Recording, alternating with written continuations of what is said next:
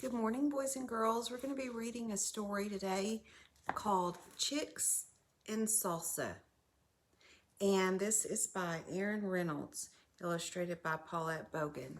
Now, as we read Chicks and Salsa, I want you to think about the rooster, okay? And I want you to think about his character traits. Character traits are what we can look for in a character, but when we're looking for character traits, we need to focus on what the character says or does that tells us a little bit about themselves. Okay, so as we go along, I want you to kind of pay attention to the rooster. Now, I love this title, Chicks and Salsa. I want you to think for a minute, what does that actually remind you of? Do we eat chicks and salsa? No, I think we eat chips and salsa. So let's see what's going on with this rooster in Chicks and Salsa.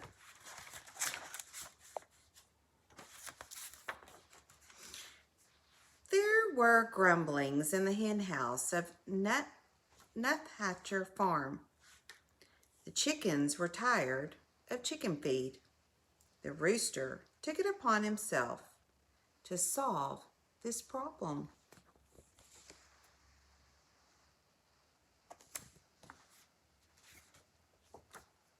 Grumblings. What is grumblings? Is that when we are not happy and always griping? Mrs. Nuthatcher, the farmer's wife, had started watching cooking shows in the afternoons. The rooster was perched on a fence post outside the farmhouse window when he discovered the solution to his problem. Salsa!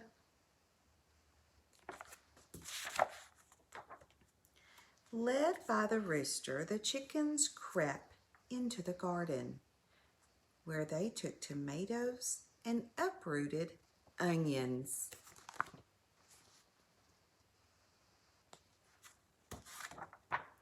That night, the chickens ate chips and salsa, though nobody was quite certain where the chickens got the chips. The tasty tang of tomatoes and onions hung over the barnyard, and the rooster said, "Olé!" You see where they're getting the chips? Very soon there were mumblings at the duck pond of Nuthatcher Farm. Inspired by the chickens, the ducks decided they were tired of fish. With the rooster's encouragement, the ducks dipped into the garden, where they selected cilantro and gathered garlic.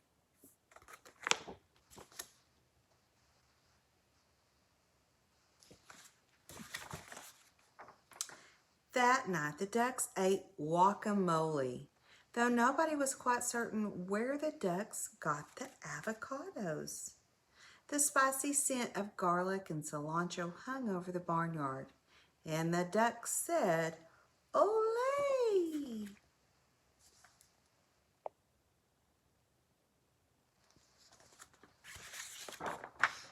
The next morning, there were rumblings in the pig pen of Nuthatcher Farm. Overwhelmed by the enticing aromas, the pigs decided they were tired of slop.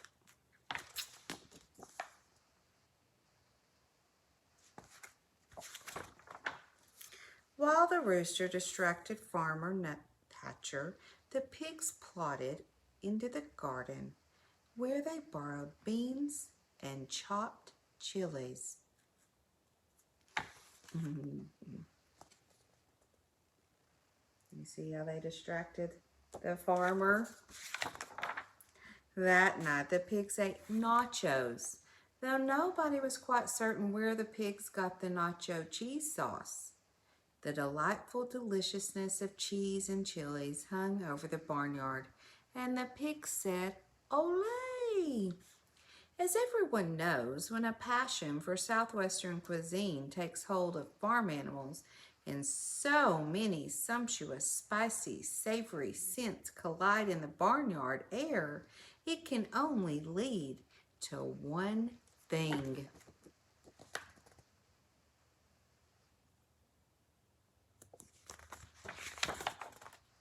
Fiesta!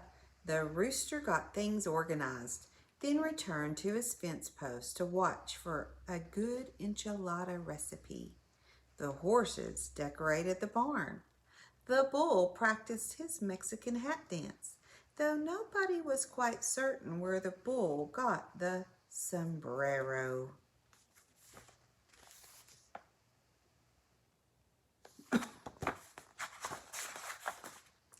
And the chickens, ducks, and pigs snuck into the garden, but all of their spicy southwestern supplies were gone. The scallions had been stolen, the peppers had been pilfered, the limes had been lifted.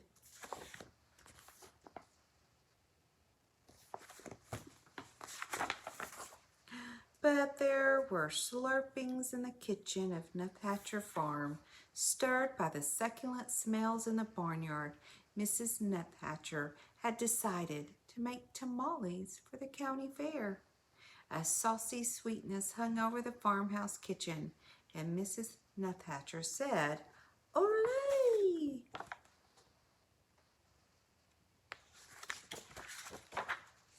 Disappointed, the animals canceled the fiesta. That evening, the chickens ate their chicken feed, the ducks ate their fish, and the pigs ate their slop.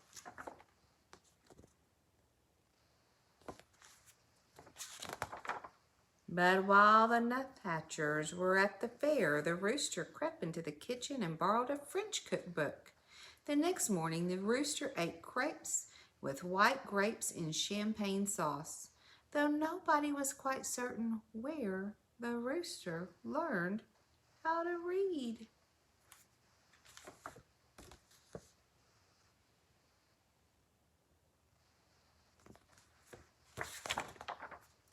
A satisfied smile stretched over the rooster's beak, and the rooster said, "Ooh la la."